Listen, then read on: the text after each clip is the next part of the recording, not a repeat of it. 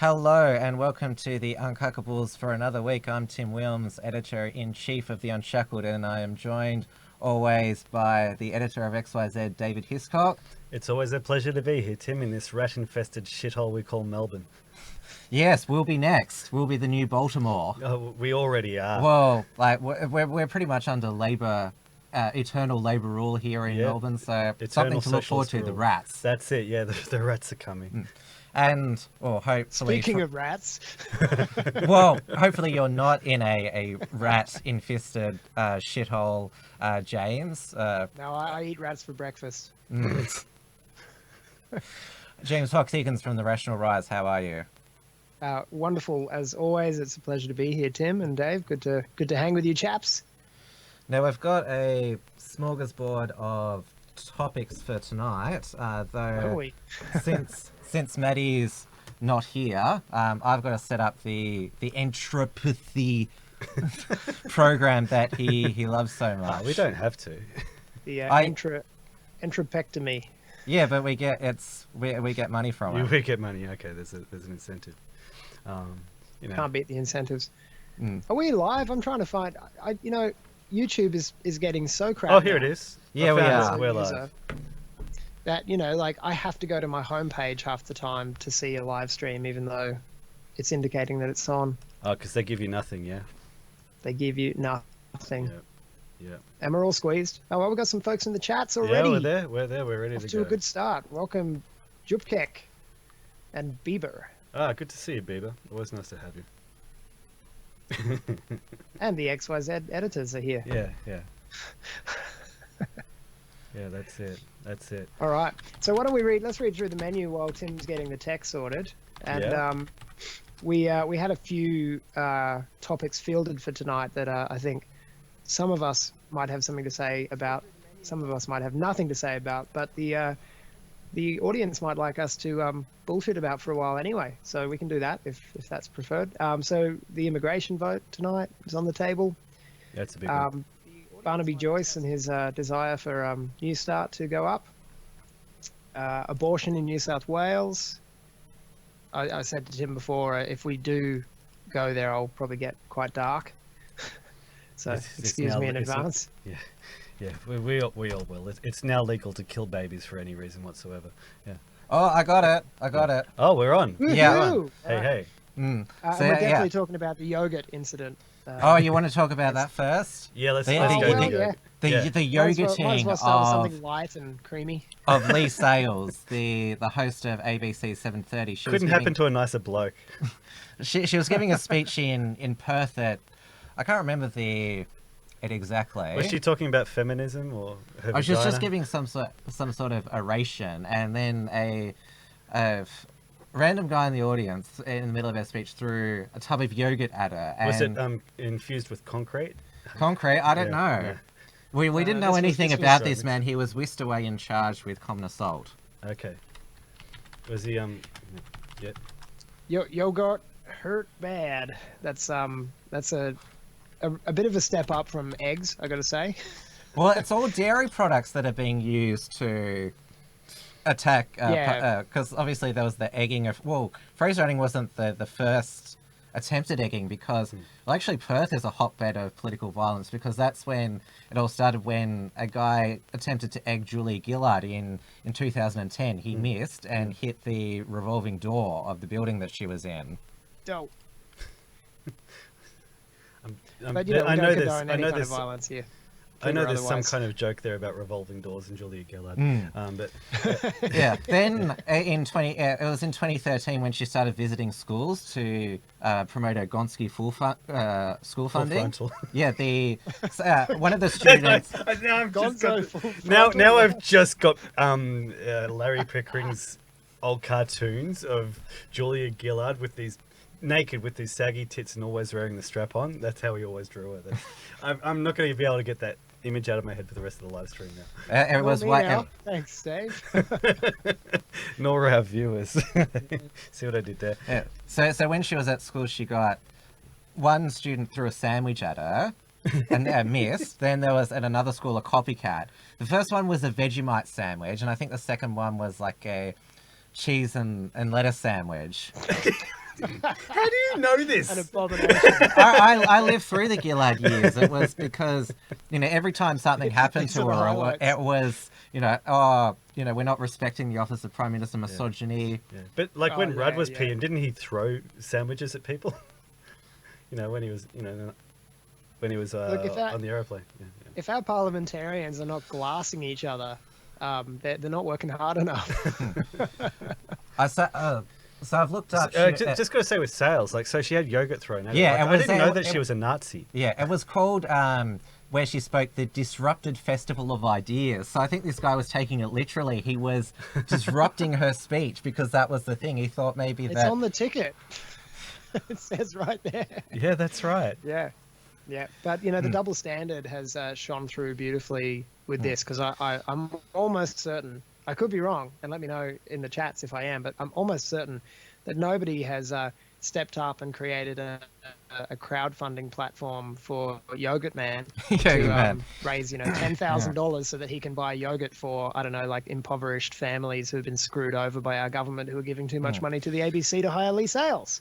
And also what happened in Perth relating to political violence is the Qantas CEO, Alan Joyce, he was pied at a business breakfast by a farmer who opposed his same-sex marriage activism. And yeah, he was charged with, I think, common assault as well.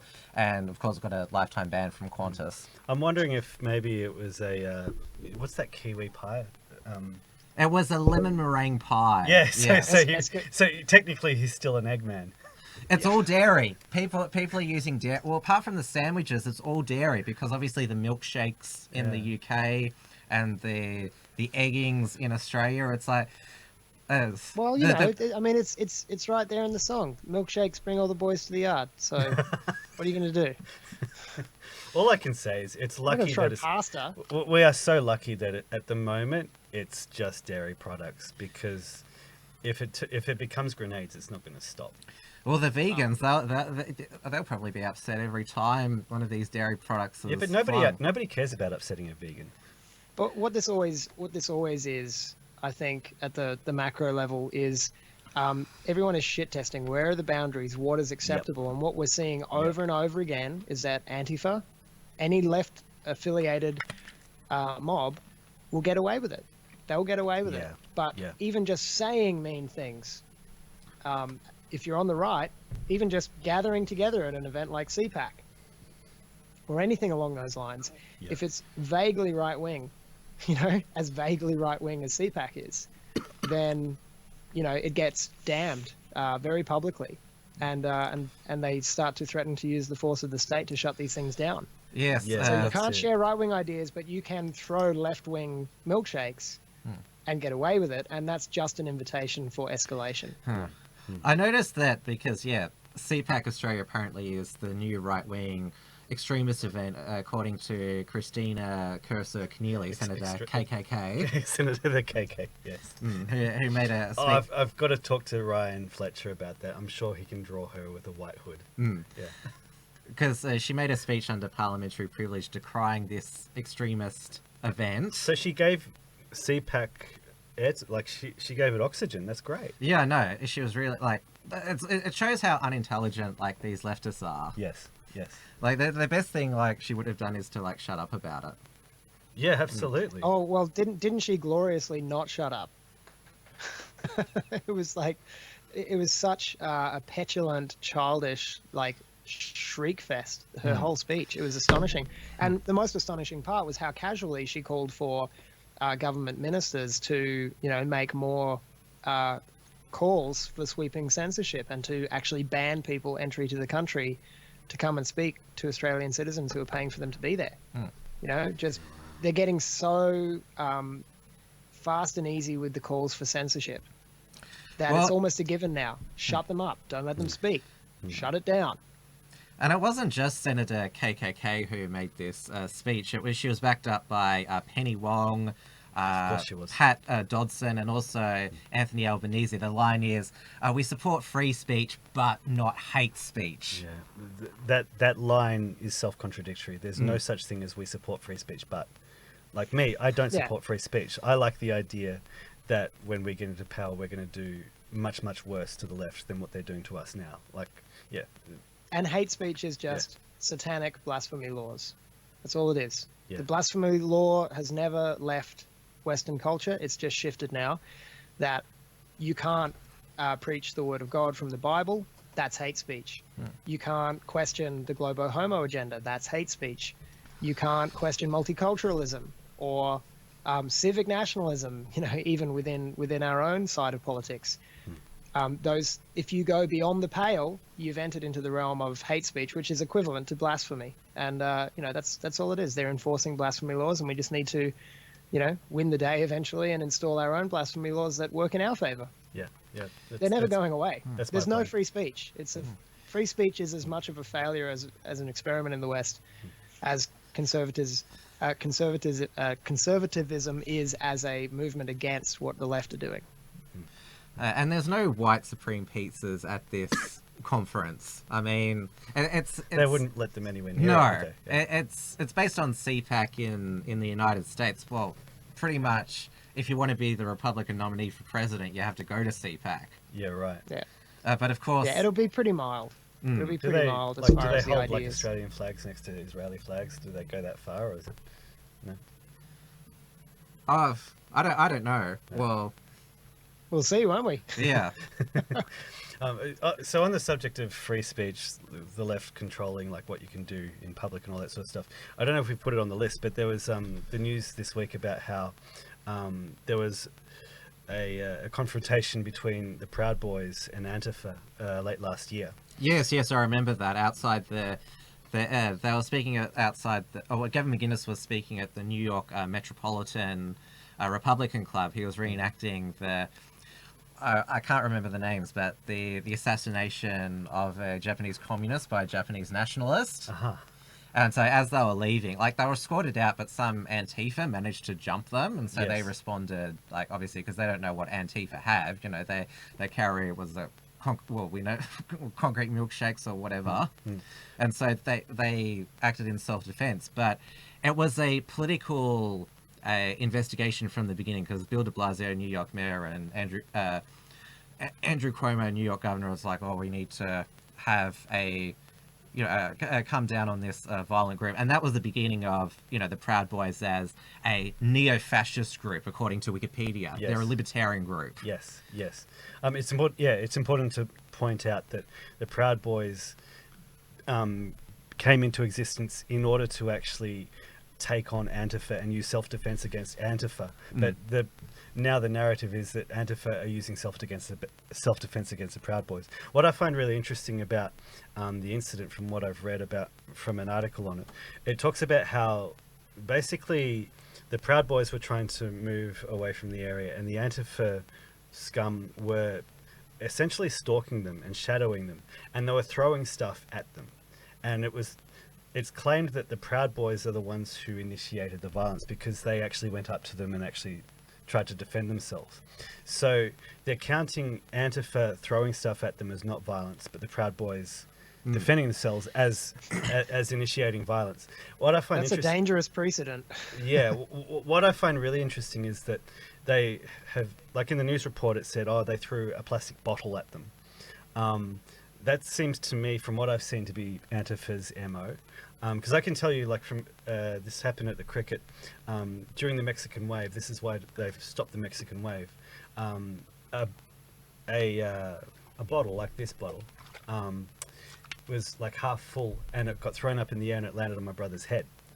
It drew blood. It's just a plastic bottle, but the way that gravity works, the way that the physics works, it lands with bottled down, so hard plastic down. It can hurt you. It was hilarious because then the security staff came along, they escorted my brother out, and everybody thought he was being arrested, so they were all going to my brother, "You're going home in the back of a DV van." The guy's like half conscious. So that's the sort of thing that Antifa will do. Like, it's deliberately designed to provoke a reaction, and it's deliberately designed to give you like the ability to say, it was just a plastic bottle, it's nothing. When there were the Reclaim Australia rallies here in Melbourne, I saw some running battles between like the UPF and Antifa. And Antifa, I got stuff chucked at me. I had an apple thrown at me. And so I just moved out of the way. But it would have hit me. And so that's the sort of thing they do. If that apple had hit me, maybe it could have hurt my eye, whatever. And they were throwing coins. They were throwing 20-cent coins, 50-cent coins. Again, the sort of stuff that's enough to hurt you, but it's enough to say, oh, it's just a coin. It'll do nothing. It's designed to provoke a reaction. So that's what... This is a situation where that's exactly what they've done. They've provoked the Proud Boys into defending themselves. Like, you cannot say that it wasn't self-defense. But then the law wasn't the claim that the bottle that was thrown had urine in it? I read that somewhere. I don't know. That might have been a different I event, haven't heard that. Yeah, basically, the situation, like, to expand on what you were saying earlier, I'll try to wrap this up. We're in a situation where nationalists and conservatives are basically locked down on the internet. They're deliberately making sure that our message stays in a bubble. So then you're like, okay, well, let's get our message out in public. If you go out in public, Antifa will attack you. If you defend yourself against Antifa, you'll have the full force of the law come down on you, and Antifa won't. So the whole situation seems to be designed to inflame anger on the right and to inflame terrorism. Yeah, they're hoping that the right will overplay its hand. Yeah. And, you know, I guess if it does, may it be, you know, very late and very well organized so that it's over before it's begun, you know. Yeah. But and hopefully we're not there yet. Yeah. They're prosecuting these Proud Boys, even though the alleged Antifa victims have refused to cooperate with authorities. So you're actually having a trial with no victims. Like, that's the absurdity of it. Hong Kong. Yeah. It won't stop the establishment. Doesn't a person have to press charges for a case to go forward? Well, we're living in a country where, we're living in a country where, say, like, the Human Rights Commission, like, actively, asks people to actually send in stuff that they find, like, offensive. An incident happens and then, like, it wasn't. There have been situations where it wasn't actually the person involved who complained about it. Like, that's what Tim Soupman tried to do with the Bill Leigh cartoon. That's the one, yeah. And I think there was somebody who had, like, it managed to be like a legitimate complaint, but I don't think it went through the proper process. But Bill Leigh died suddenly at the age of 61, probably because of the stress from this. So, well, I guess they sort of shut him up then. Yes. And I mean, somebody dying from stress. I mean, the main thing they do is, you know, take away your power for, you know, legitimate, just legal defense, as we're seeing in these cases here, where Proud Boys are being, you know, put through it, even though there's no victims lining up to say it was us, you know, and the perpetrators were obviously on the left. But Antifa has been a propaganda wing from the start. It's just the propaganda wing on the street. I mean, it's in their very name that they've called themselves anti-fascist. For the normie mindset, fascism has been conflated with evil. So fascist equals evil, and if you're anti-fascist, it's pretty much anti-evil. So it's very easy for people to be duped into thinking that these are passionate young, you know, liberal heroes who want to protect the world from the evil of fascism. The problem is that the fascists that they're anti don't exist anymore and are not here. There's no one home. And they're picking fights with just average, everyday, normal, conservative Christian folks. And finally, President Donald Trump put out a tweet saying that consideration was being given to list Antifa as a domestic terror organization, and I was thinking, well, it took you long enough. Well, Ted Cruz, he was going to put a proposal to the Senate to have them listed as a domestic terror organization. You know how that the left are always saying the greatest threat to national security in the United States is white men? I actually agree with them, because you know who's make up most of Antifa? Brainwashed white men. White men. So in a way, they're right. Yeah, that's the state we're in clown world. That's why we exist. We've got to unbrainwash the white men. Well, there was the Antifa terrorist who tried to went in there with a gun to an ICE facility, and thankfully he was shot dead and didn't harm anyone. But he wanted to kill federal agents. Yeah, this is actually a really important point, because I get tired of sort of hearing this line. White men have been the victims of the cultural Marxist propaganda for the longest. So there's a reason why Antifa are full of their ranks are full of white men. It's because the propaganda works. They're broken, They're broken boys. Yeah. I got banned from the campaign against racism and fascism page because of course you did. I took a screenshot of one of their meetings where they were showing solidarity with the Sudanese community in Melbourne. Yes. And I noticed in the photo, it was all skinny white guys doing the solidarity fist. Yeah. And so I posted that that's interesting that the people standing up for the Sudanese are all these skinny white guys. There's no diversity in the actual crowd, and that went viral on social media, and they figured that I shared it first, and so I'm banned from their page. Yeah, but ain't that it? And the irony as well when they say things like we're showing solidarity with the Sudanese community, aren't they acknowledging that there is a community existing within their community that's not the same community? So true. We are also aware of that diversity just means enclaves. We all know that, and some people can be honest about it and just say that's what people do, and so maybe multiculturalism isn't the melting pot that we've been lied to. But they won't. They'll acknowledge the empirical fact that self-segregation occurs between the races in any Western country now, but they don't acknowledge what's driving it, or that it's perfectly normal for people to want to be with people of their own kind if that's their choice. It's a weird thing, and we get called the racists. Yeah, but by definition, it's a really good point. By definition, diversity should mean that there are no communities. There is only one community. Yeah. And it's completely randomized and mixed up, where people just associate with each other based on shared interests and personality. But that's never actually happened anywhere. Yeah, ever. except in Hollywood and advertising. In fantasy world, in clown world, it's in clown world we're all equally diverse. Yeah. So I am checking Entropy. So there's 4 people watching currently on Entropy. The reason why we set it up is so you can send us super chats. So far we've got a question from a Mr. Modern Life, who says, do the demons lose every week because they have no desire to win, or is it a personal dig at Dave because he has no faith in them? Every heart beats true for the red and the blue. Melbourne will be back next year. We're just having I wouldn't be too gloating, Matty. My Lions team beat your Hawks on the weekend. So oh, really? How much did you win by against it was about 27 points in their home away from home, Tasmania. Yeah, that's right. I listened to that match. Yeah. Maybe I love sports ball. Yeah. It's a great distraction from the real important things, isn't it? What else are we going to do with our weekends? I'll get interested in the sporting world when they bring back the gladiatorial arena.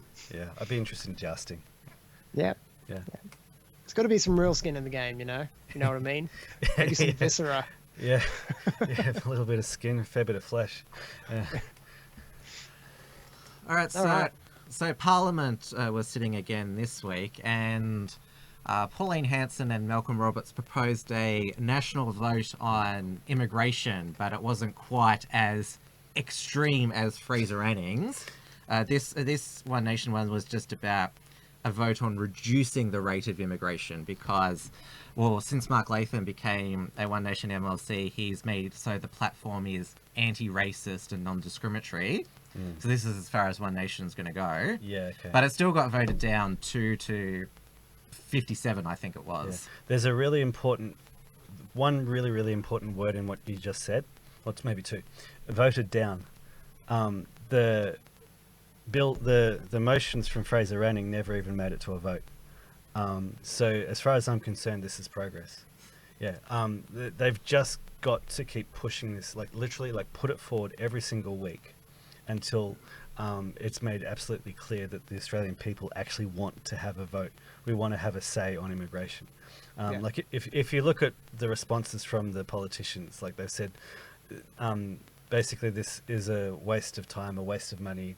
It's a question we don't even need to ask. They don't actually want to go there. No. Well, they don't want to give us it's a question they don't want to ask because they're scared of what the answer will be. Absolutely. Yeah. Absolutely. And also, in the responses to the vote, there was a Liberal Party minister who accidentally gave away a little bit too much. She admitted that if we reduce immigration by a massive amount, it will crash the economy.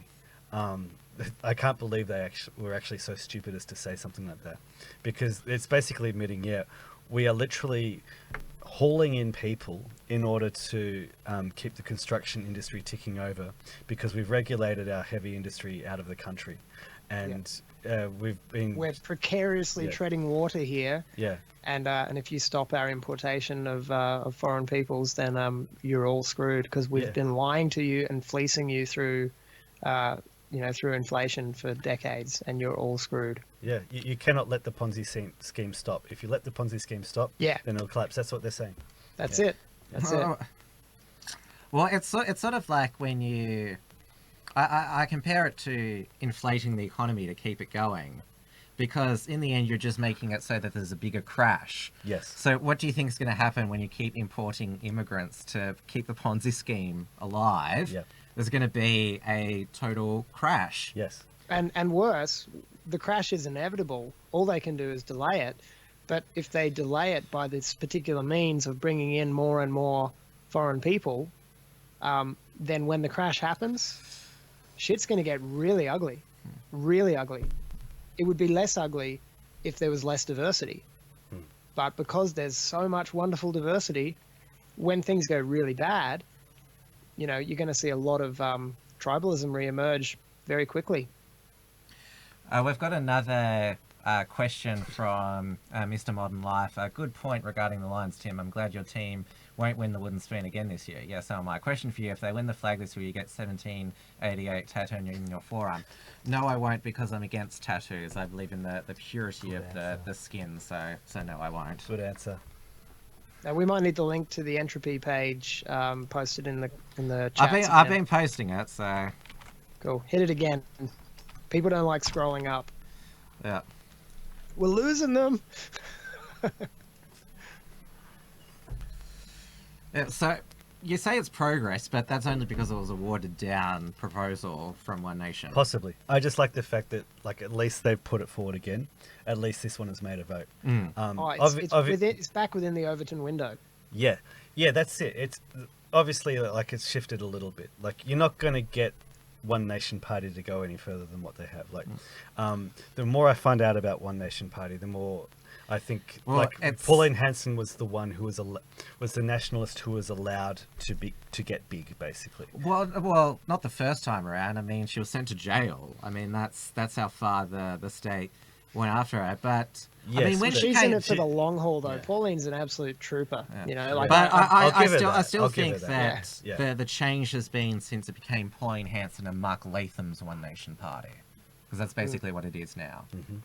Because Pauline, when she got back into Parliament saying we're being swamped by Muslims, pray for a Muslim ban, she was fully on board with that. But when she recruited Latham, he's like, no, we're not going to ban Muslims. We're going to have a non-discriminatory immigration policy. Yeah. Well, they're not a nationalist party then, are they? Tim, there's a question in the entropy directed at you. Looks like an interesting one. From SD. Hitler did nothing wrong, Tim. Do you agree? No, Hitler Hitler did lots of things wrong, because Germany lost the war and he died. So kind of failed, really. And we've got a super chat from Fraser Hopwood of $5. Should I say it? Just call it see you next Tuesday at the end. Yeah, I hate scrolling up you see you next Tuesday. Thanks for the dosh. Your feedback is noted. In fact, while we're at it, I'll just put it in the chat again. Hint How taken. many times does Matty do it? Oh, he does it pretty regularly, actually. You should probably do it every 2 minutes, Tim. We've got 6 now, so... Yeah, beautiful. Beautiful. So what else is on the agenda? Oh, we So we've Confucius got... Center at UQ. Was this the Hong Kong protests? Or is this something else? Yes, Yeah. there was, because last week there was the punch-on between the pro-Hong Kong democracy protesters at the University of Queensland, and then some pro-Chinese Communist Party Chinese people appeared out of nowhere, and there was a fight. There was In Australia. Yeah. Isn't it amazing how it's like Chisholm all passionate we over are again. about Chinese politics here in Australia? It's just Yeah. wonderful that we get so involved in the affairs of an unrelated overseas empire. You know, when I was a kid, I used to dismiss as racist the line, "Oh, well, you know, there are lots of problems overseas, and if we bring the people from overseas, they'll bring their problems here." I used to think, oh, who would say that's such a thing? That's a terrible thing to say. You're a meanie. Yeah, dead right. Yeah. Dead right. So Yeah. it was organised. There was a rally on Wednesday against the Confucius Center, because the Confucius Center, they're these Chinese study centres backed up by the Chinese Communist Party. Yeah, XYZ have done a few articles on them.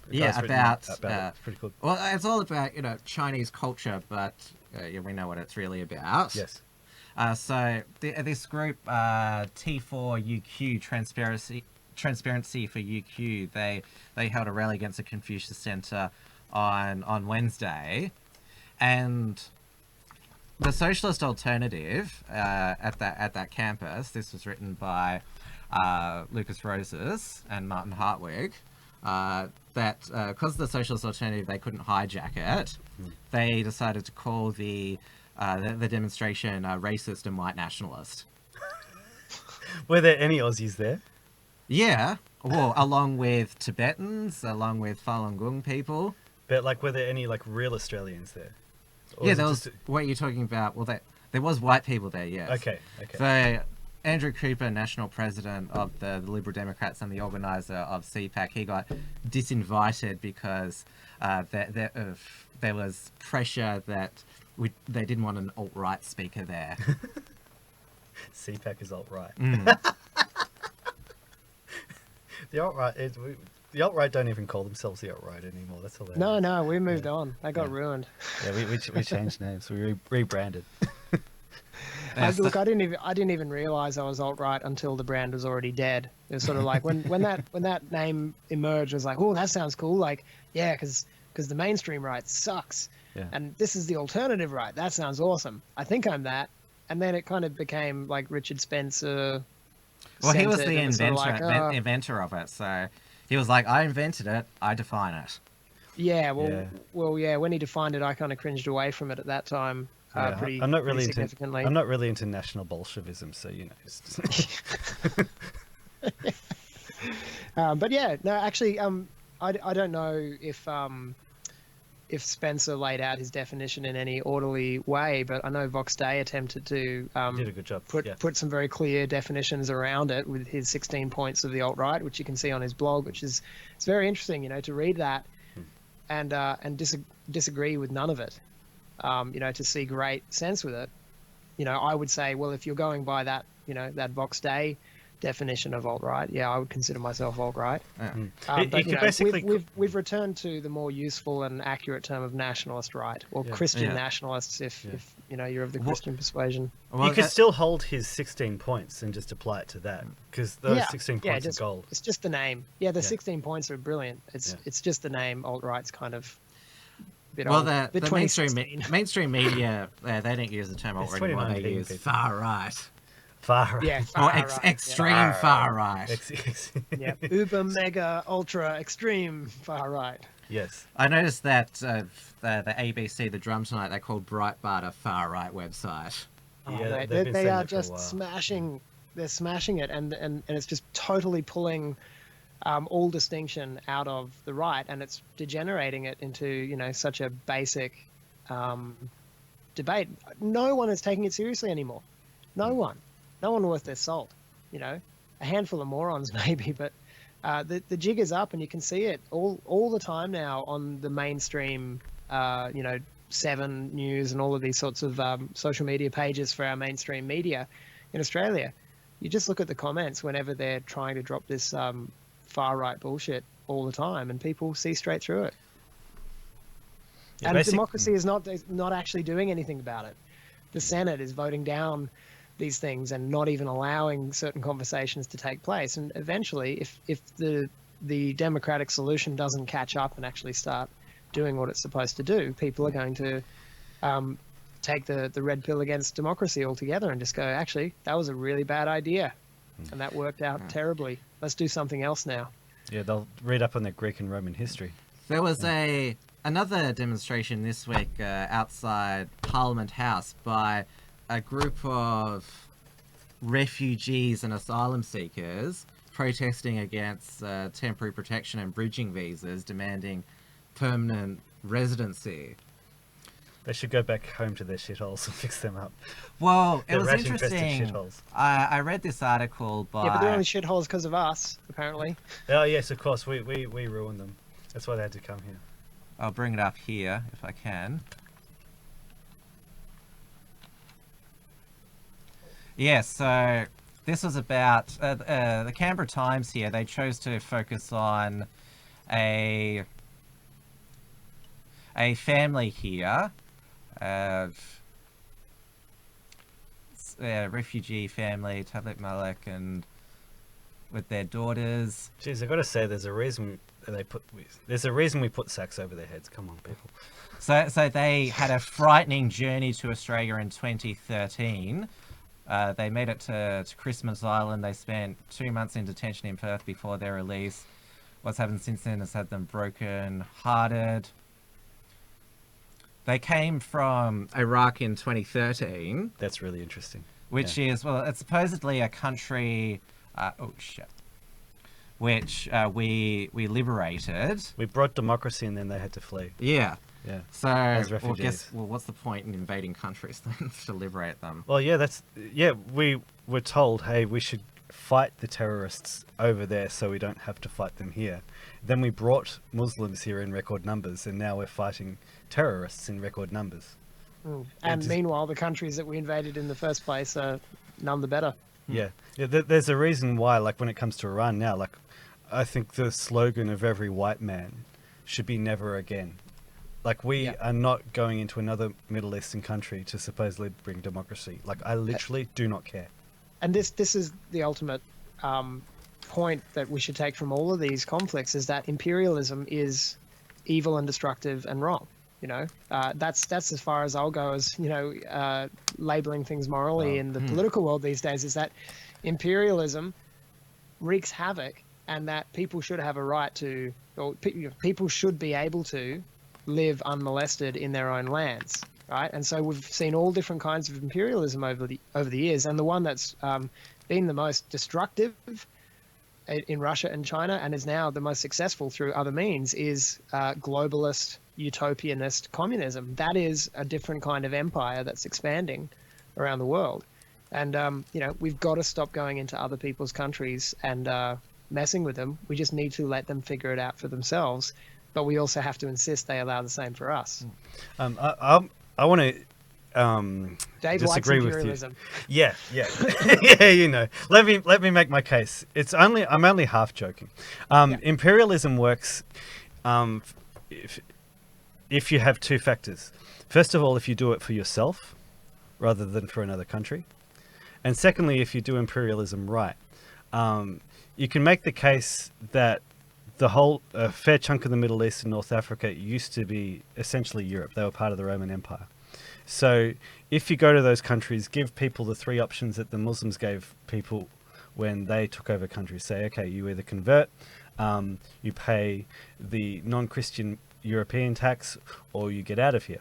And then you make those countries your countries. Our mistake was that we were doing that imperialism for another country, and we were trying to bring in a system that was never going to work. That's the argument that I make. But then I'm like, well, yeah, I'm not saying it can't be functional. Yeah. But there hasn't been an example that has sustained permanently. And this is my main issue with That's imperialism, is it's a different type of utopianism. It's building towards the great empire. Rome will last forever, you know. America will reign for 1,000 years. America is going to be a very short-lived empire. Very, very short-lived. Not even a blip on what Rome managed to pull off. But none of these empires last forever. And it always ends in a great resorting where people find a new corner or go back to their old corner with their own people, and anyone who doesn't ends up drowning in a bloodbath. So the best thing to do is keep territories sovereign for the nations who belong there as best as you can as a world, you know. But it takes absolute intolerance for that to be achieved, and that's antithetical to the current narrative, which is absolute tolerance of all things. I don't have I don't have a logical comeback to that one. You make a really good point. Basically, like, the idea of nationalism is people just living peacefully in their own countries with their own people. Yeah, which, you know, maybe that's a level of utopianism too, Oh, because I don't expect it'll ever work everywhere at once. And it won't last forever. You know, I'm a perfect. firm believer in the Book of Revelation. You know, shit is going to get worse and things are going to get more evil and fall apart. But it's okay. There's good news, people. There's life after death if you have faith in the creator of this universe. So we've got a few I can't be more defeated. super chats. So we've got one from Ivan Kolev for $5. Just wanted to donate to my favourite Aussie Nazbol podcast. And then we've got another $5 one from Fraser Hopwood, who's again said, see you next Tuesday. I love it. That's just becoming a meme. I'm loving it. Thank you, Fraser. And we've also got another question from Modern Life. David, if Dream Theater got into a fight with Metallica, who would win? Dream Theater. They would whip their ass. Metallica are basically drug addicts, and Dream Theater are Christians. Yeah. So they'd slaughter them. They've got God behind them, man. Maddie's question there reminded me. I saw it in my newsfeed this morning. Do you know the German heavy metal band Rammstein? Of course I know them. Yeah, well, they were performing a concert in Russia. Yes. And to protest the gay propaganda law, 2 of the band members gay kissed on stage. Yeah, of course it is. So it's kind of similar to, you know, the protest in Canberra. Like, these people have, they've broken into the country and basically saying, like, oh, our accommodation's not good enough. Well, Rammstein, they obviously applied for a visa and that, but they basically, at that concert, spat on their hosts. Yeah, that's interesting. It's interesting to hear that because it puts a few of the images that I've seen in their video clips into context. They've got a song called Deutschland, Deutschland über alles. It's a great song. And you hear it and you think, these guys are really full-on Germans. This is awesome. And then you see the clip and I think they're trying to sort of do some kind of anti-Nazi propaganda, basically. And there's a lot of, like, if you've seen their video clips, there's a lot of, like, homoerotic, soft pornographic stuff in it. And this... the Deutschland video clip features, like, a black woman, like, front and center and all this sort of stuff. So it's sort of saying, hey, these are the new Germans as well. So they're part of the establishment propaganda, basically. So it's it's a controlled heavy metal opposition. There's a great, yes. They've even infiltrated the heavy metal scene. That's it. There's nothing sacred. There's a great super chat from Neil that I want to read out. Yeah. He did not hit her. It's bullshit. He did not hit her. He did not. Oh, hi, Mark. So, what Senator Slay is referring to is that Avi Yemeni, he was back at the magistrate's court to be sentenced for, pled guilty to throwing a shopping board at his ex-wife, which... Well, he didn't mean to hit her, but just flung it and it managed to hit her. So he was convicted and fined $3,600. And, yeah, so... I heard he was fined $6 million. Fine. And it was also reported that he had a conviction from 16 years back for robbery with violence. That was also reported as well. Which is interesting. I did not know that. Back in his thug days. We all had youths, man. Yeah, we all had views. Yeah. I did musicals. Yeah, I'm just waiting for the hit piece on my past to come out, so you know, I don't judge. Yeah. But you know, I wouldn't marry him. Well, he's got a new girl now that he's keen to on his. Well, he got banned from Instagram today. He's been posting photos of his new blonde, of his shiksa. Blonde girlfriend who's got the emoji face. Is it shiksa or What kind of photos does he have to be posting to get banned? Oh, it's apparently because he says free Tommy. Oh, really? right. Mm. Yeah. It's not a euphemism, is it? What else have we got here? So, Yeah, let's move on.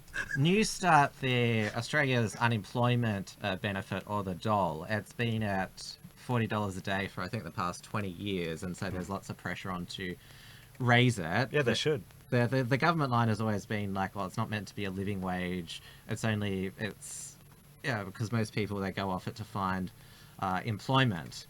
And, well, there's even been a backbench rebellion on it in the Liberal Party. And one of the voices this week was former Deputy Prime Minister Barnaby Joyce, who said that he's broke because even though he's earning $211,000 a year, he's raising 2 families. Because remember, he had his first family with his wife, Natalie. They had 4 daughters, and then he got his staffer, Vicky Campion, pregnant. They had their son. And then Make bigamy great again. yeah, they had another son recently. So he's got 6 children across 2 families. So what you're saying is he should merge them into the one household, and that will actually rationalise his expenses. Well, Pauline Hanson That'll said cut the that cost, he's probably paying about 30 grand in child support. Yeah, given his salary. So that is actually a good point. Yes. He's been divorced, and so he should be, right? Like, he's like at a minimum. His ex-wife, like Natalie, like I don't think she's entirely sympathetic to making sure he can get by. Yeah. Well, she actually became it'll hurt her if he gets hurt. So she became a female bodybuilder to that was her revenge on him.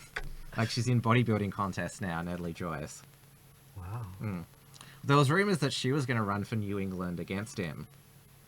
Oh, wow, that would have been interesting. That's just gay. Like, come on, guys. Like, just cut the personal stuff. Like, this is the country. Wow. Yeah. Just a little sidetrack. So I think as to New Start, I think maybe we should just make it $500 and give it to everyone. No questions asked. Right. I think. The Andrew Yang UBI. Yeah, let's yang the shit out of this economy. Let's crash the motherfucker. Bring it. Yeah. We need a clean slate. So let's just smash it. But seriously, we talked about it before that, they know that if we stop immigration, it'll crash the economy. That means we're in such a precarious position with our own nation, our own country, and, our own problems that we're facing here.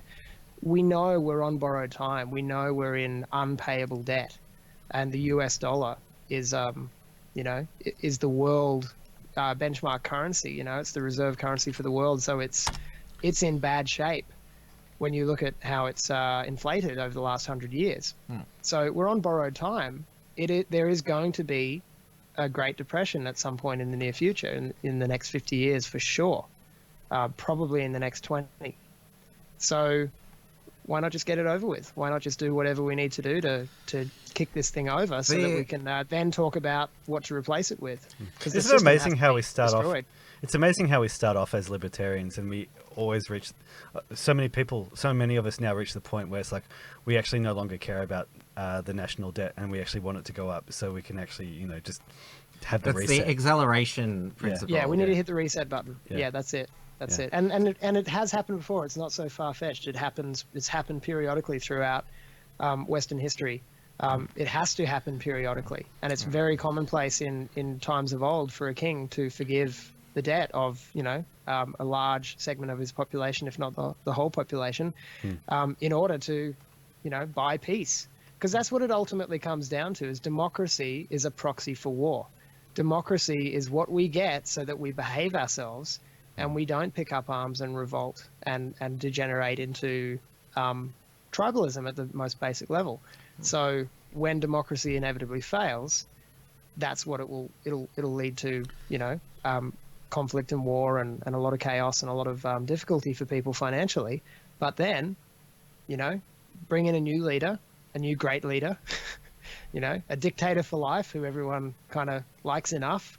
And he might just say, all right, we're going to change it all, wipe the slate clean, all debts forgiven, all bankers evicted, and we'll start over with a new standard or a new reserve.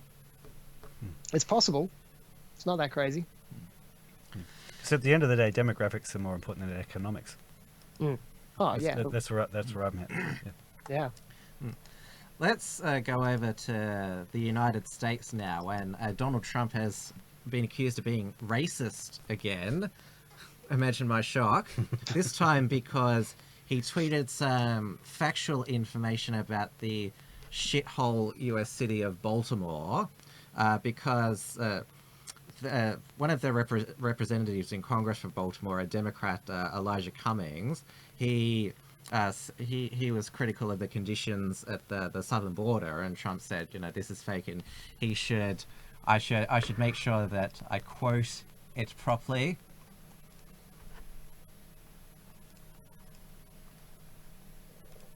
I thought I had the article out.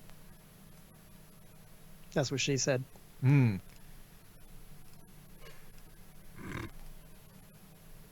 Keep talking. What have you got there, Dave? Something funny? No, I'm just going through the comments, seeing if anybody's commenting on the fact that I always wear black, but Oh, you're a fascist, black shirt. Yeah, that's it. What are you going to do? Yeah, just roll with the punches. That's it, man. Literally. Yeah. Here we go here. So Donald Trump tweeted, I should bring it up on the... Ugh. Oh no. We entered the tunnel. Yeah. Rep. Elijah Cummings has been a brutal bully, shouting and screaming at the great men and women at the Border Patrol about the conditions at the southern border, when actually his Baltimore district is far worse and more dangerous. His district is considered the worst in the USA.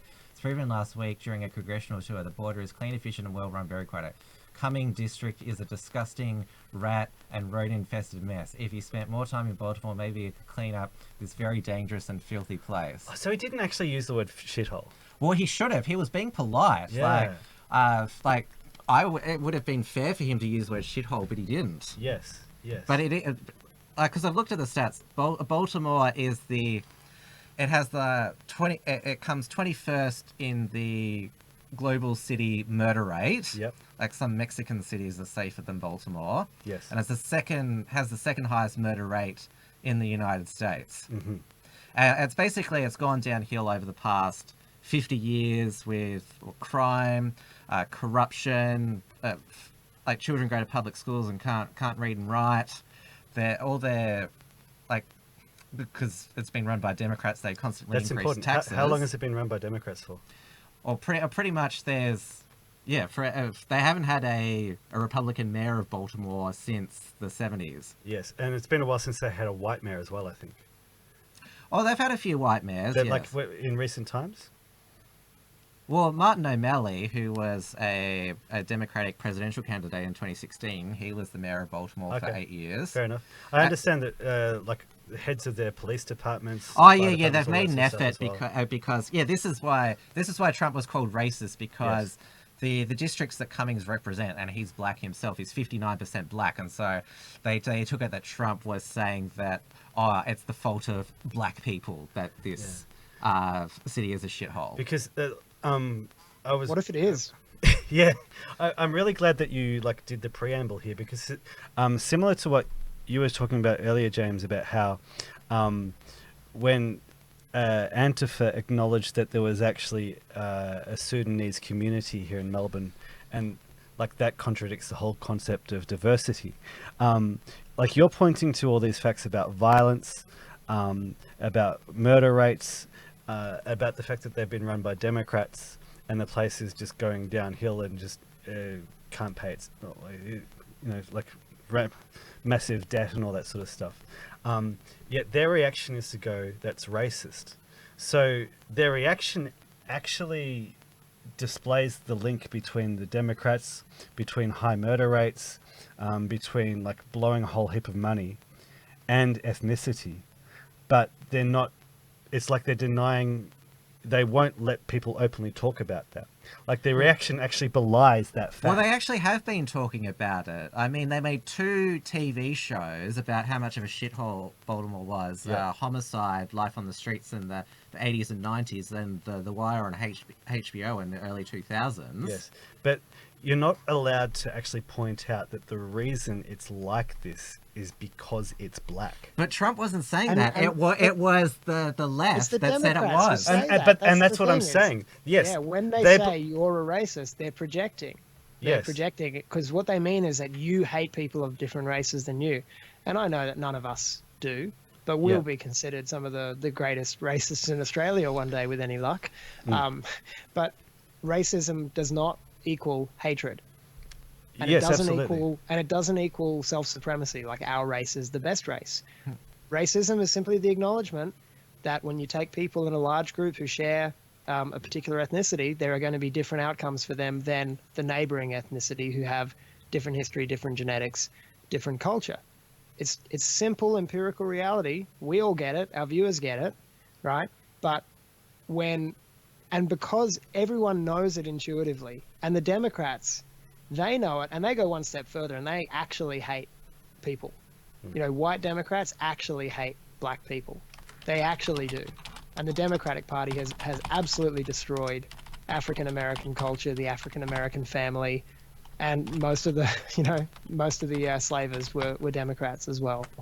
You know, and the KKK was an offshoot of the Democrat Party. There's so much link. You know, I'm not doing that whole they're the real racist thing.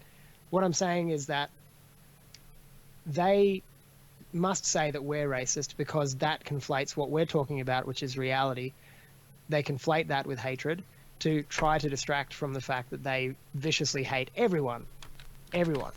And so, when they say to Trump, you're a racist, they're actually pointing out, they're actually raising the issue that, hey, maybe in a city that has a huge majority black people, doesn't it? Like it's well, the this city. district does, this congressional district. Yeah, sorry, not the whole city, but the district, right?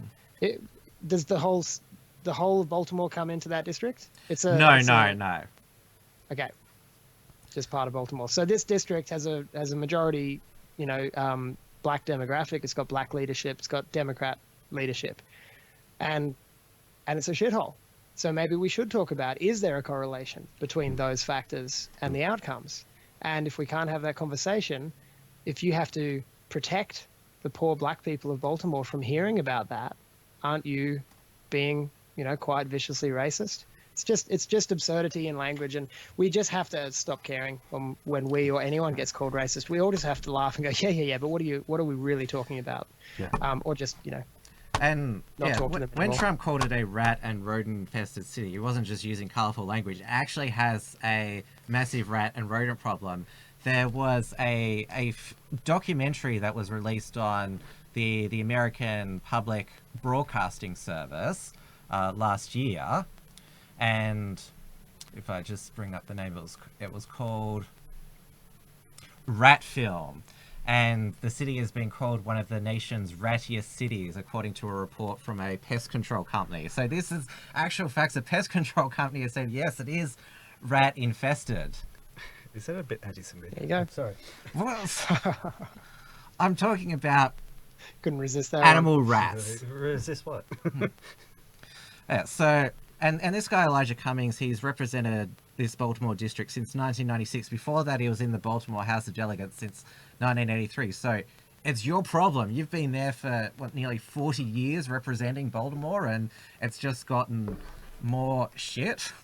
Yeah, didn't you see this coming? Huh? Yeah. And so basically, well, I would argue that this is what happens when you vote Democrat year after year, because same things happen to Chicago and Detroit, but Detroit and Michigan, they've actually turned it around because, well, they voted for a Republican governor, and they voted for Donald Trump as president. That was one of the big upsets in the Electoral College, that Donald Trump won Michigan. Yeah. How many of those votes would have come from Detroit, though? Or I don't have the figures in front of me, Yeah. but it's one of the Rust Belt states. I mean, Yeah. the other major city there is Flint, Michael Yeah. Moore's working class town. That's it. Yeah. So like we've seen the election map for the US though. Like, yeah. So it's Trump was right when he said that. I don't know what it's going to take. A lot of Democrats run cities all over America look like this. It's not just Baltimore, unfortunately. Remember, vote Trump. What do you have to lose? Best African American unemployment numbers. That was his pitch to saith the God Emperor. That was his pitch to African American voters. What do you have to lose? Like, come on, you've been let down. Like, what do you have to lose? Just vote for me. Yeah. So if you want to fix, he's clearly not racist. Like that is the thing. Like Donald Trump does not actually have a racist bone in his body. No. The stuff that he said.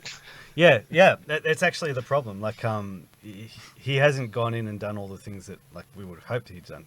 Like he hasn't said, okay, reintroduced the. That man hasn't smashed the Overton window. That's the point. Yeah, the thing is, reintroduced the death penalty at a federal level, so he can execute a white supremacist. Oh, really? Is that the reason why? Yeah, and he saved a African American singer who was bailed up in Sweden. Yeah, I heard about that. Yeah. So. Yeah.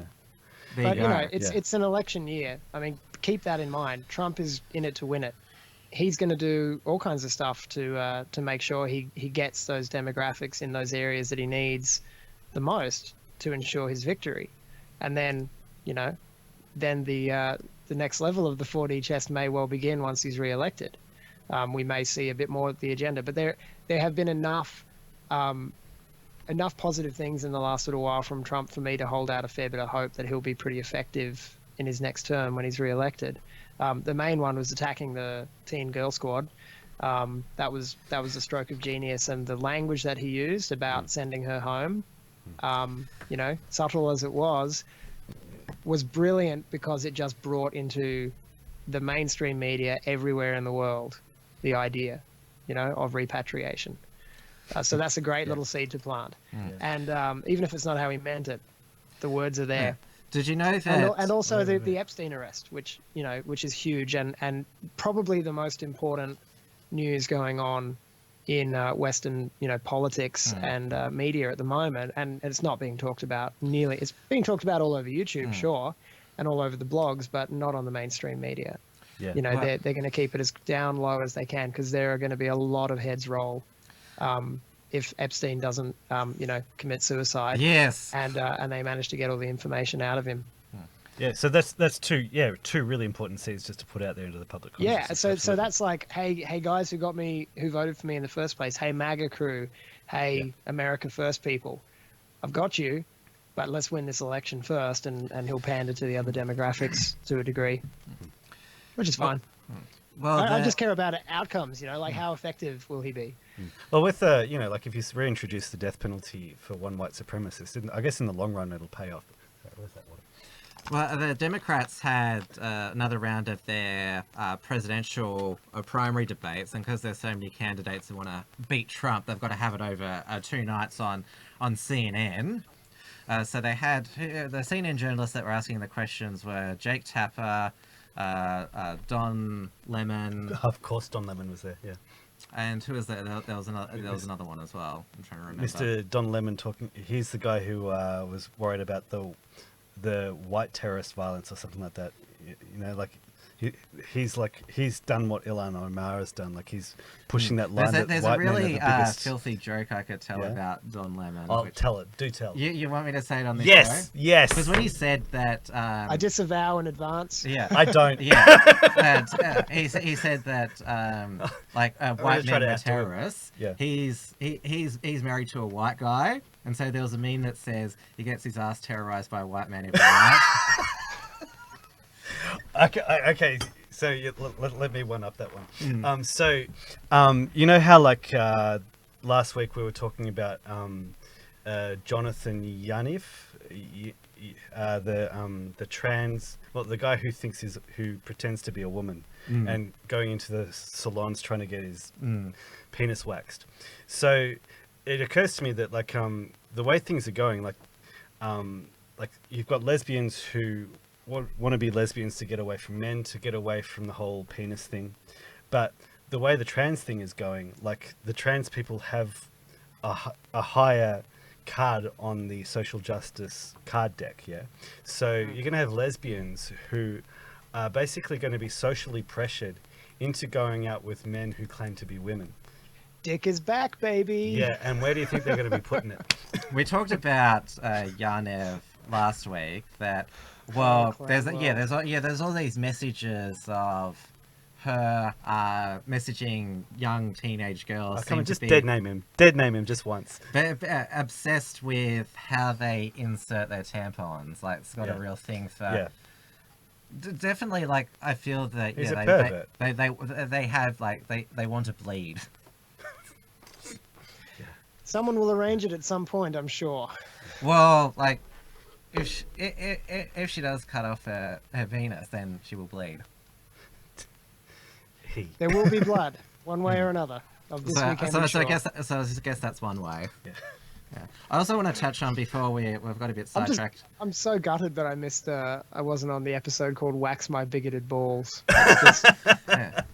We came up with that like literally 10 seconds before we went to air. It was just gold. Yeah. Ilhan Omar, I want to give an update. She's separated from her proper husband. Oh, right. Maybe she'll get back with her brother. Or maybe there's another brother to marry. Of course there is. You know, they have large families in Somalia. So I just thought that was... Dear Lord. So, she... I also saw that footage emerged of her from a few years back on Al Jazeera, I think, or maybe Al Jazeera was replaying it, but she was saying that, you know, basically America needs to be more fearful and cautious of white people, and that, you know, they need to be monitored, and, you know, just doing the whole racial profiling shtick in reverse, and because it's totally acceptable now to say that kind of shit. So, I mean, if I were, you know, Trump is a lot more patient than I would be with the kind of power that he has. I guess, you know, he probably values the life of his children pretty highly, so he's not going to do anything too roguish. But you know, she's not an American. She's an absolute traitor. She's a liar and a scoundrel, and she should be not only removed from office but put on a raft out to sea. Yeah, I found out who the third moderator was. That was, well, they're not that famous on CNN. Dana Bash. Who's that? Yeah, exactly. That's why I forgot the name. Yeah, fair enough. Everyone knows who Jake Tapper and Don Lemon are. Yeah. Don Lemon, he was the worst. It's like, how do Democrats unite to say that the economy is more important than Trump supporters' bigotry and racism? Oh, what a loaded question. Yeah. Wow. Not even biased, huh? Hashtag not even biased. So the first night was that was interesting because there was actually, it was when Bernie Sanders and Elizabeth Warren were on, the two Democratic socialists. They were actually challenged by some of the more moderate Democrats. So there was John Hickenlooper, who was a former governor of Colorado, and then there was another one, John Delaney, who was a congressman, saying, like, look, we're not going to be able to afford Medicare for all and just open up the borders. And Elizabeth Warren's like, why are you running for president if you're seeing what we can't do? I love it. So don't try and hit me with that, you know, like reality with, you know, basic economics and arithmetic. We want just pure, unadulterated rhetoric here. I'm a can-do candidate. I'm not a can't-date. There was a meme about if she was from New Hampshire, it would have been even better. She would be, I'm a can-do, not a cunt-do. Bernie Sanders, he was going to plant magic trees that grow money to pay for all the free stuff. So if you say you can't do that, you just can't grow money trees. Yeah, pretty much. So is that a negative campaign? We can create money trees. It's amazing how they've talked themselves into eternally having an economic policy which will not work. It's amazing. Oh yeah, and I just love that, you know, that they're even bringing up that old gag. Money doesn't grow on trees. You know, we can't just pluck it off the trees. We can, however, just like enter a number into a computer and magically create money. How do you think the economy the trees actually would works? actually be better because there would be scarcity. and elements. You know, you'd actually have to harvest that damn tree and protect it. Give me the money tree. So we've got another super chat in Entropy by Senator Slayer. It says Dana bashes her taco. I don't think she is Hispanic. Who's Dana? Dana Bash, the one that we were just... The moderator, I couldn't remember. All right, you paid us. We read it. Let's move on. And also the previous note was the Marianne Williamson, who... She makes the grand motherhood statements. Like, we don't have a healthcare crisis. We have a sickness crisis. She's going to be a strong contender, for sure. She has not because she has any competence whatsoever, but just, you know, once again, masterful rhetorician. Spoke the language that people wanted to hear, played the emotional strings the way people want to be played, and you know, isn't she like Oprah's personal advisor? And yeah, she's some, like, she runs seminars about white guilt and white people taking responsibility for their ills. It's she's like, absolutely, let's put $100 billion into paying reparations to all African Americans, kind of thing. She's absolute batshit. You pay her money for us to for her to basically like put you down.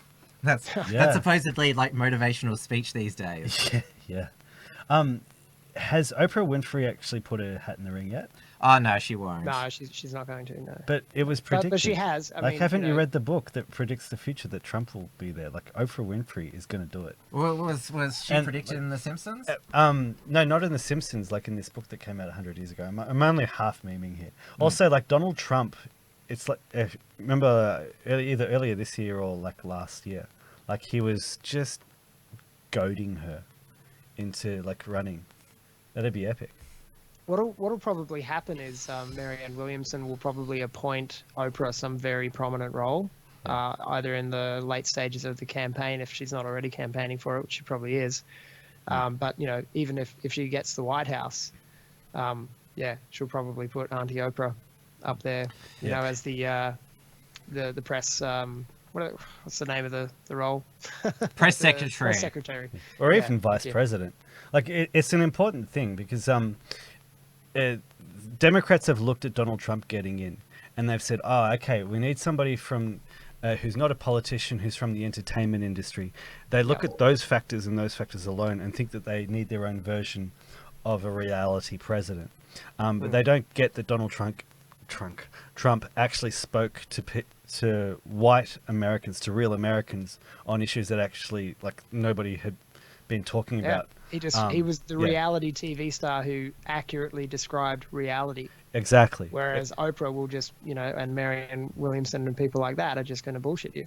Yeah. So, I love their level of analysis. There is actually a level of analysis. And you hear this, like, from serious commentators, supposedly serious commentators on supposedly serious programs, talking about the fact that it's a reality star. And it's like we've got a reality TV president. And maybe that's what we need to challenge him. They actually seriously think on this level. They analyze on that level. So if they actually try to put up one of their own, it's just going to be beautiful, because it's gonna fail. And we had just last night US time the second one, where of course Tulsi Gabbard stole the show. The anti-war Democrat. It's interesting that, she's suing Google because they're suppressing her. Yeah. And I thought it ironic that, because they always talk about what the social media chatter is after the debates, and she was one of the most Googled names. So I'm just wondering what the Google executives are trying to do. Like, oh shit, people are searching for, how do we filter the results so they, don't learn more about her. Yeah, that's it. It's very suspicious that they did that to her. Yeah. And it was interesting because like she went on Tucker. Yeah. There's a lot of people of our politics who like her. Like I'd probably vote for a proper anti-war candidate, no matter what party they're on, over anybody. But there was an article saying, "Oh, she's got alt-right support," and they nickname her Mummy. Oh man, no, I reckon the best thing they could do is put someone batshit crazy like Bernie Sanders or Marianne Williamson in the White House. Yeah. Do you reckon Hillary will try to run again? Oh, she'll try. Yeah, she Hillary. never gives up. She'll try again in 50 years. She just keep drinking the blood of babies Cyborg Hillary. to keep herself from dying, and she will keep running. One day I'll be the first female president. We've already had one. So we had Joe We had Biden in last night's debate. Creepy Uncle Joe, or now creepy Grandpa Joe, because did you see him? He was with his granddaughter at a campaign rally and kissed her on the lips. Yeah, that was way overblown. Like, I watched that, and of course, you know, I get suspicious when they're sharing it around, like, check out this creepy guy kissing this girl, and it's like a 3-second clip. But for me, I want context. Yeah, And, but he already knows that's the most innocuous of all of his. He already kisses. knows that he's under scrutiny for being overly affectionate. So you think you'd be a bit more. Yeah, it does make the mind wonder. And like sure. it's pretty much gone out of like acceptability now to like kiss like children, even like your family members, on the lips. Yeah, well, it depends on where you're from, I guess. You know, there's plenty of European cultures who are all about the kissing. Like, I don't think Joe Biden is a but sexual Joe Biden predator. You don't think he is? No. He's creepy as fuck, though. You see him with the little girls. Yeah, There's enough footage of him with other kids. I wouldn't leave my kids alone in a room with him. Yeah. You know. No way. Well, yeah. Like, I don't think the kids would enjoy it, even if he just was doing what's seen on camera. Yeah, no, that's right. They all look pretty creeped out. But again, it's one of those things where, and it's something we all have to be cautious of, where you just start grabbing more and more evidence to support your existing hypothesis, even when the evidence is spurious. Just use the best evidence. We don't need to worry about him kissing his grown, you know, like 19-year-old granddaughter on the lips. She was, I think, young. No, she was mature anyway. She wasn't a little girl, you know. Like she was definitely she's a woman, maybe very young. In any case, his granddaughter, you're like, it's a little kiss on the lips, like that. That's only going to make the narrative about him being a pedophile look crazy and over the top. And so his supporters will promote that and go, look at these crazy right-wing conspiracy theorists. They think everyone's a pedophile. It's just his granddaughter, right? So let's ignore that stuff and just focus on the evidence that actually damns people rather than all the little shit. So Kamala Harris, she's another one of the front runners, the new US Senator from California. She's a woman and African American, so ticks 2 boxes. But she was a state prosecutor before she was a senator, and so Tulsi Gabbard was able to attack her on her incarceration and drug war record. And so that's the contentious thing, because how can you have somebody who locks people up as the Democrat candidate? Yeah, right. And I'm assuming that there would be a statistic which is a little bit out of proportion in those rates of lockups there as well. Or what are you implying? Nothing. You do the math, buddy. So they were slightly better this time around, the Democrat debates. I think that because there's not many batshit crazy ones running for president, but I think they realized they went too far and played into Trump's hands with like defending the squad when Trump attacked them. Yeah, right. And so that's why you had these moderate Democrats saying, hey, we we don't want to go all socialist so Trump wins. So it was actually an outbreak of common sense this time around. So you're saying the Overton window is following Trump to the right. It's following back on the left as well. It's pulling it's dragging the left away from like communism towards socialism. Yeah. Well, that's probably how it would always go, right? Is it's never going to be all things are on the table. It's always going to be a range, and so yeah, if Trump is able to move it, you know, we like to say he smashed the Overton window because our favorite topics of conversation are now back on the table in the mainstream, and that's good. But yeah, it really is a shift, and yeah, the left will have to, as the shift continues towards the right, the left will have to moderate themselves and moderate each other more if they want to survive and prevent it from totally degenerating into violence. At least when it comes to an actual election, like that's one time when people do actually get asked, and our opinion actually does matter. Yeah. It's nearly 10 o'clock. We can probably go for about 10-15 minutes more because we started late. This story just broke today. Mario Lopez is a actor who was famous for being a teen heartthrob in this show Saved by the Bell. The brunette on that was hot. Yeah. So he said in a recent interview that it was a slippery slope for parents to allow their children to choose their gender identity at age 3. He is quoted as saying, "My God, if you're 3 years old and you're saying you're feeling a certain way and think you're a boy or a girl, whatever the case may be, I think it's dangerous as a parent to make that determination." He said this to white supremacist Candace Owens on her show. Common sense prevails. Hey, it's like it's a pretty moderate statement. It's pretty hard to refute. But don't let that stop the left from shrieking about it. Oh yes, this guy Karamo Brown, who is on the new Queer Eye for the Straight Guy. So no one should take his political opinions remotely seriously. No. So he said, "I'm disappointed to read Mario Lopez's comments about parents who support their child opens about their gender identity. As a social worker, I am trained to identify abuse or neglect of a child. Healthy and safe dialogue with children is neither abusive, neglectful, or dangerous." So shaming and appeal to authority, and he's also, he's built a straw man there at the end. He's saying that open and honest dialogue with your children is not dangerous. That's not what Mario Lopez was criticizing. He was saying parents making a determination about whether their child can be transgender is dangerous, and it absolutely is. I mean, if it's going to be happening at all, it has to be done with the utmost care. And I mean, when I say that, it seems obvious to me that you should just not do it at all. If you're taking the utmost care of your children, you're not letting that happen. But yeah, so it's a total farce of a response. But it's like, but he's also framing himself to be the reasonable and caring one. I don't think he should be cancelled. He followed. He said that that his show shouldn't be cancelled, but I do believe he should be given the opportunity to learn why his comments are harmful to trans youth and their parents. Mario, I'm ready to talk when you are. I'm ready to talk when you are. Oh man, I would have delighted in telling him to get fucked if that were aimed at me. That's so passive aggressive. Yeah, and so Mario Lopez he put out a statement later saying the comments I made were ignorant and insensitive. I will cut their penises off myself. And I now have a deeper understanding of how hurtful they were. We have always been at war with East Asia.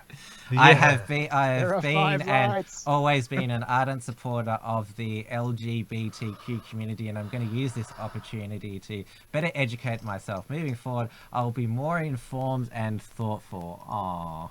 Now that I've remembered it's the current year, Orange Man bad. Orange Man bad.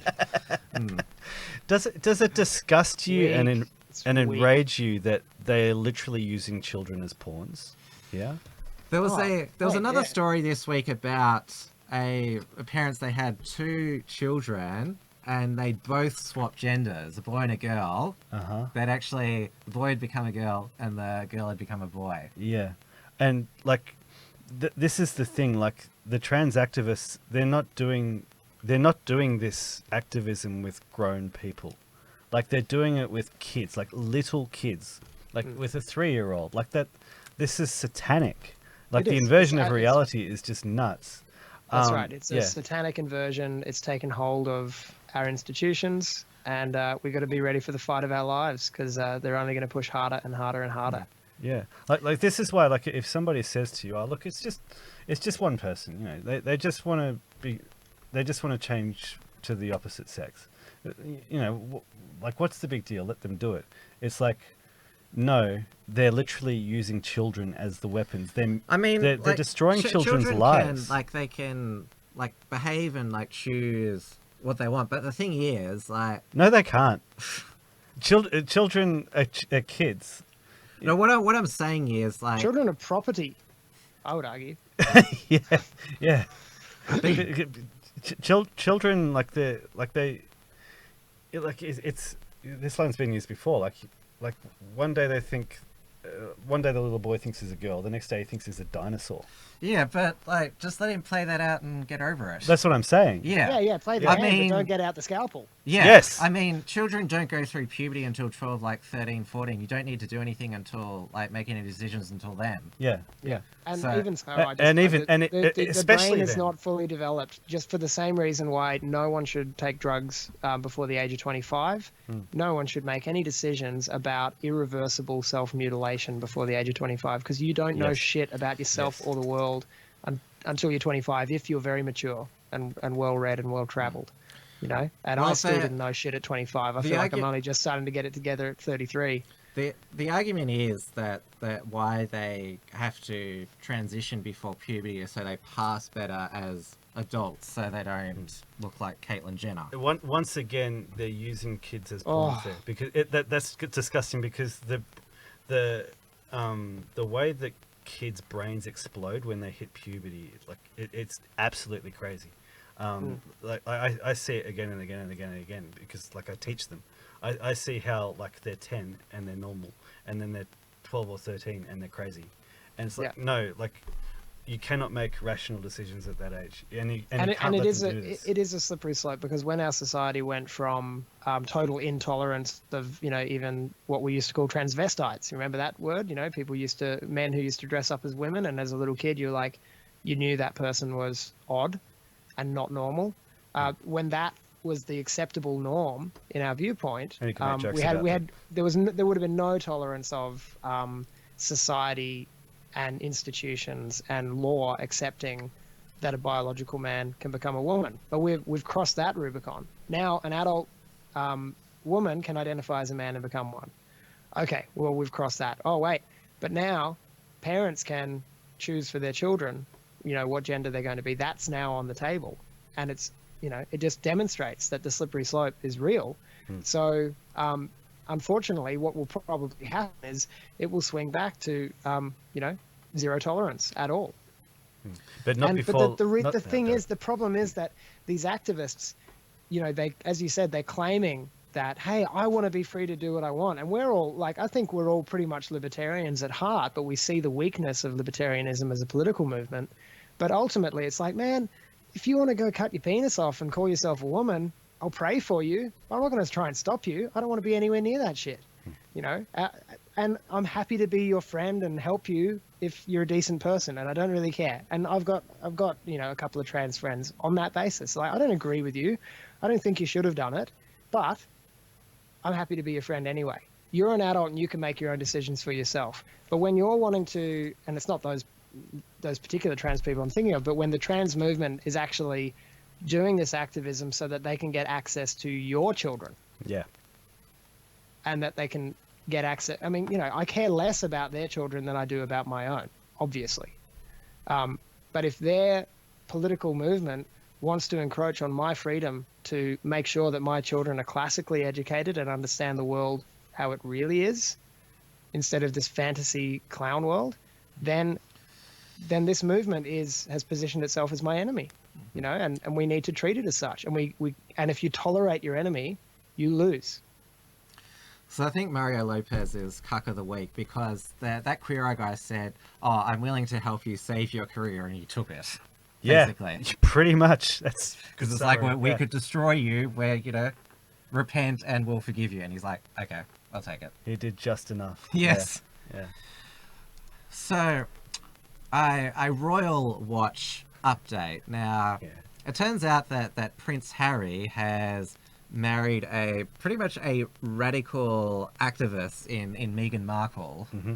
And so apparently that they're going to only have 2 children for the sake of the planet, to cut down on the global population. I could not be happier. I wish them all the best. Maybe they should just have one. Just one. Maybe they shouldn't even have any. Well, they've already had one. Oh, well. Send it back. Yeah, well, there's we're pushing abortion laws, so, you know, it's just... they have my absolute support. My absolute support. Good for them. Yeah. People with good conscience. Now, meanwhile, everyone else, you know, Westerners, make lots of babies. Yeah. Keep going. Well, Prince Harry's not the heir to the throne, so like their children are going to be forgotten. Yeah, they'll always live in the shadow. I mean, Prince That'd Harry. suck, wouldn't it? That'd suck being second fiddle to a king. Like the king's little brother. Well, not necessarily. Like, have you read C.S. Lewis's The Horse and His Boy? Because there's that story about there's that thing where like there are two brothers, and like one of them thinks that he's the eldest one, but then he finds out that he's not the eldest, and then he's like, That's right. I don't have to be king, and then he can just do whatever he wants. It's That's what Harry was until he met Meghan, basically. Mm. Yeah. Well, the reason why he was as high profile as William, because he was the Chad royal. Yeah. Like he went over and fought in Iraq. He had the wild parties. He went to costume parties. Yeah, it was great. Mm. Yeah, that's right. Make costume parties great again. Yeah, that's it. We've got some, just to finish this off, some more migrant problems in Europe. Oh, really? What? Yeah. Fancy that. So in Frankfurt in Germany, there was a migrant that pushing a boy in front of a train. But wasn't he saved by another migrant? And so the media are focused on that. That's what I've heard. No. The boy died on the scene. Oh, crap. And his mother was obviously badly injured. The boy was run over by the wheel of the train in the report that I read. Oh, okay. And killed. And the same perpetrator tried to push somebody else in, but didn't succeed, and then he ran off and was arrested. So hope they guillotine him soon, or draw and quarter him in public square and set fire to his viscera. That would be my choice of punishment. It might be an effective deterrent for others like him, but I won't hold my breath that they'll go that far. And we've had in London, they've got the annual Pride March. It seems that in every part of the world, like LGBT Pride is in a different month. So in somewhere in the world, it's always like there's always like some. It's actually so all the activists can just hop from country to country to inflate the numbers of the marches. Yeah. Well, there was a Muslim woman in a burqa. She abused Pride marches in suspected hate crime, saying, "You despicable people, shame on you." Really? So really, yeah, she's been arrested. Can you just say all of that again? You despicable people. Can you just say the whole thing exactly the same again? A police appeal for witnesses to women shouting, "God created Adam and Eve, not Adam and Steve." But how they was that also by the Muslim woman? Well, apparently yes. But how are they going to find her? Yeah. Face burqa mama. Well, this is why. Yeah, I'm starting to rethink my intolerance of Islam a little here. Well, yeah. So we were saying before, like we just have to be like Islam. We don't have to be Islam. Like we just have to go. Let's be as hard nosed as they are. And yeah, well, it's the logical next step after you sort of go, all right, well, I better read this Saul Alinsky character's book and go, oh shit, yeah, that'd work. Yeah. and then, what's this Quran say? Yeah, we also had in France, a gay couple were hospitalized in the city of Lyon after being beaten by a mob of 20. Well, I didn't realize that white homophobes would have such like in-group preference, strong in-group preference, that they would all band together. You're saying 20 white people all banded together? That doesn't really sound like white behavior.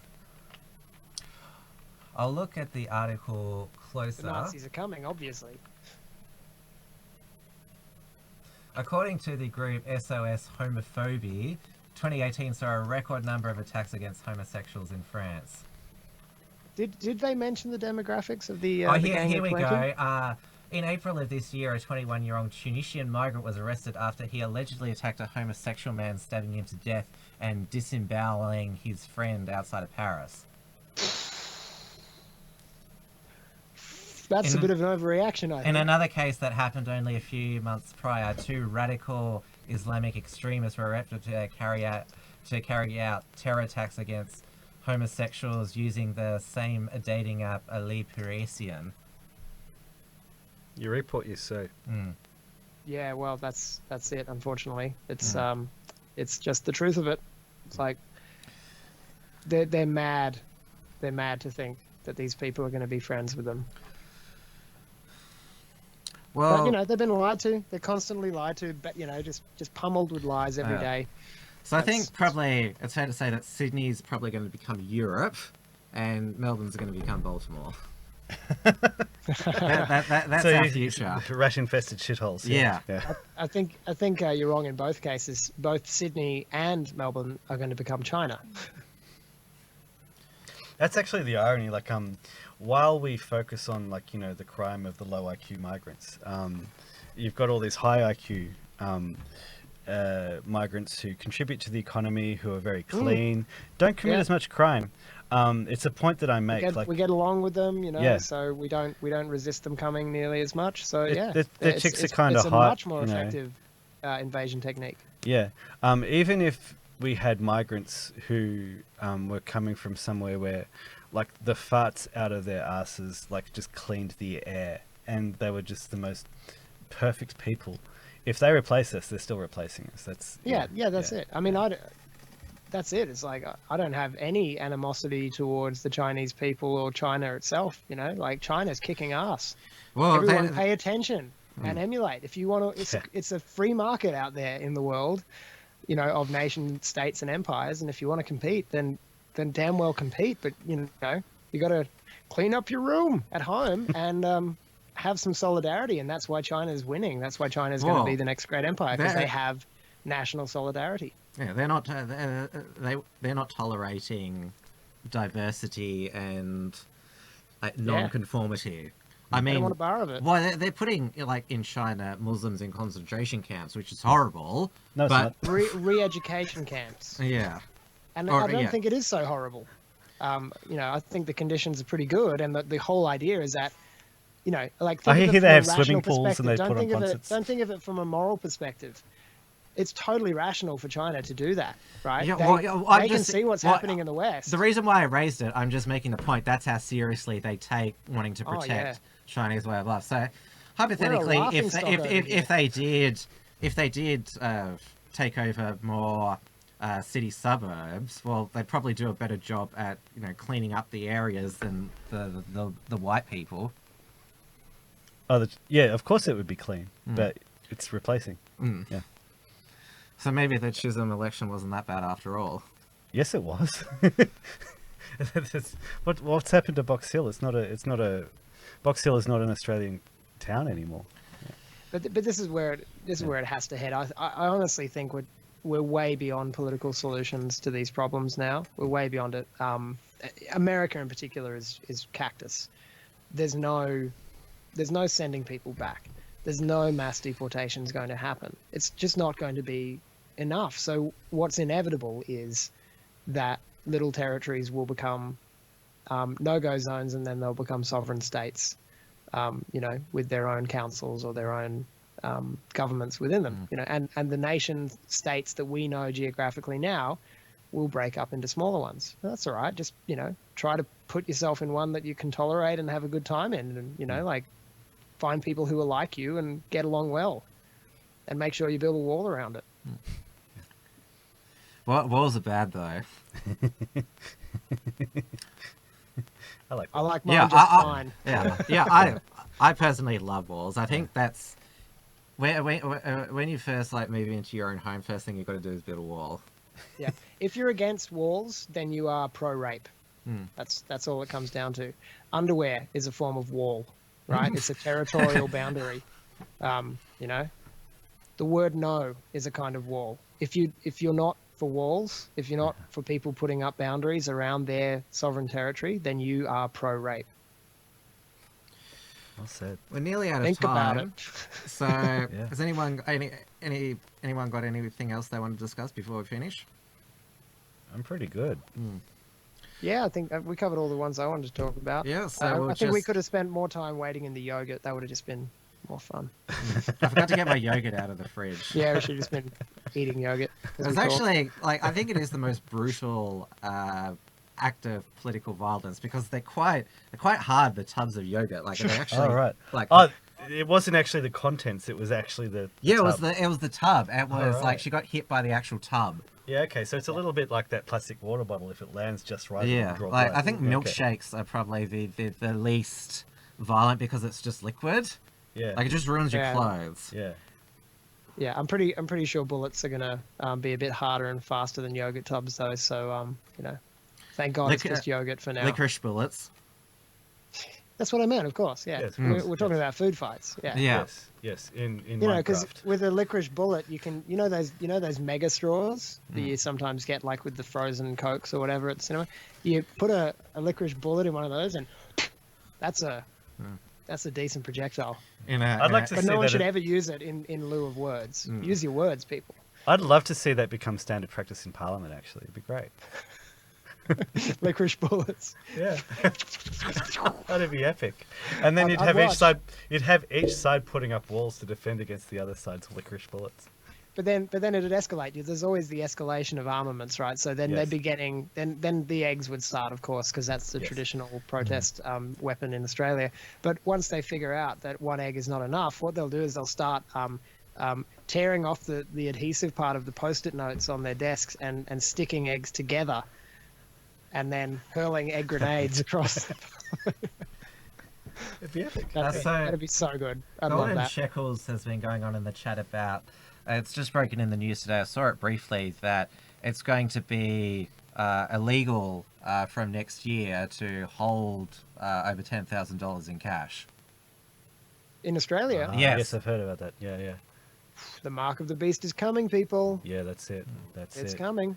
Just put it on my What's wrist. going to happen put it on my to forehead. good guys? You know, play cash and we'll slash the prices.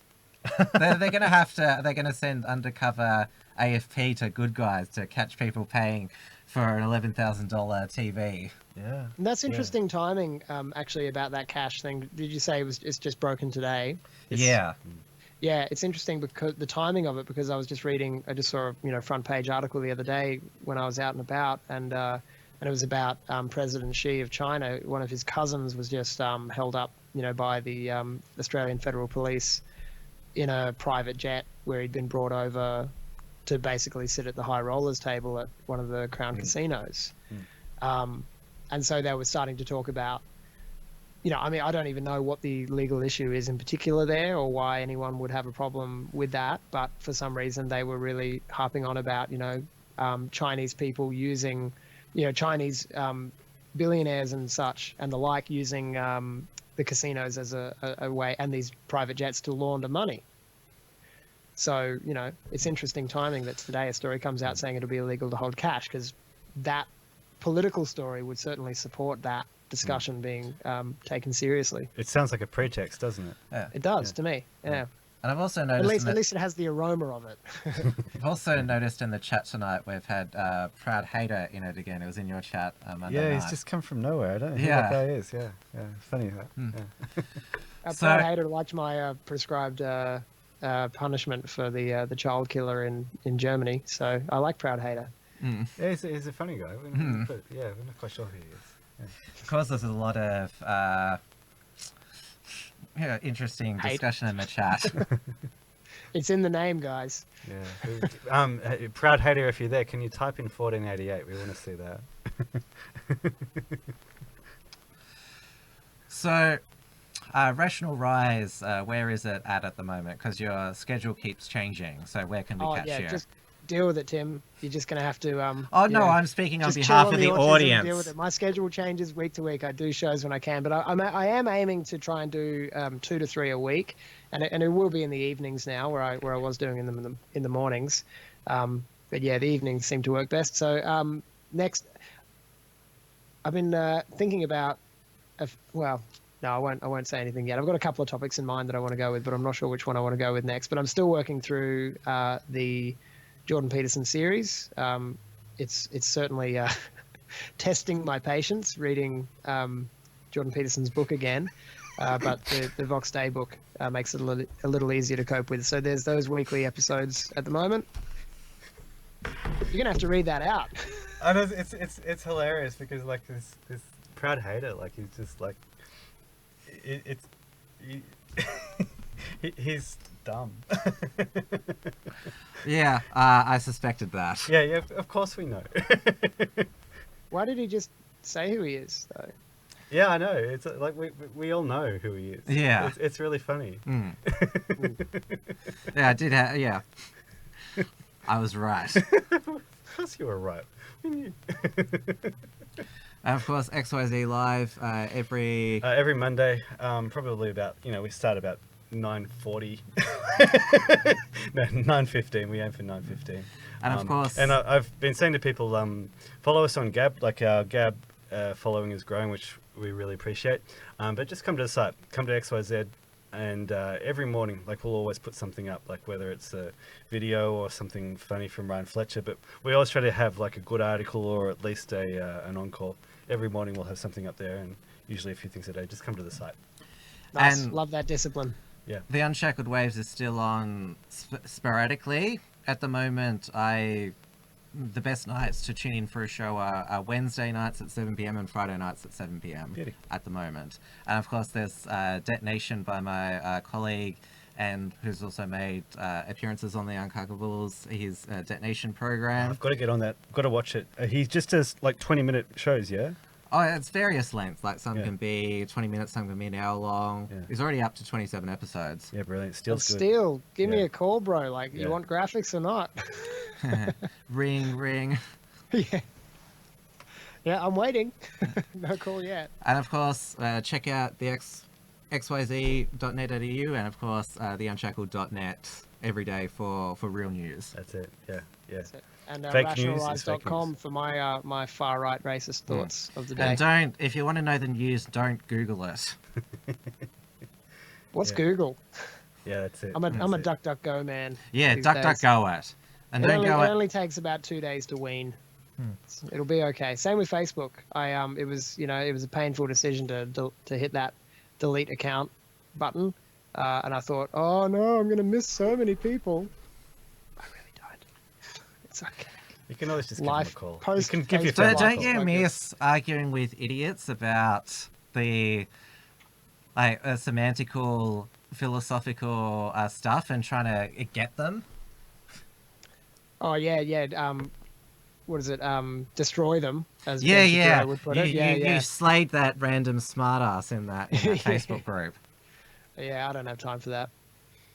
I mean, I get into it now and then if there's an argument worth putting forward sometimes, but I don't degenerate into the kind of juvenile name calling stuff too easily these days. So I think my my interlocutors get a bit bored with me. All right, well, we'll call it a night now. Thank you, everyone, for watching again. It's great we have such a loyal audience following us every Thursday night. And make sure if you haven't yet subscribed to this channel so you're notified when we go live. We try to make it 8:30 every week, but as Maddie always does, Dave's late. That's how these things That's work. the meme. Yeah. And we'll look forward to discussing the news with you all next week. See you, folks. The Uncuckables.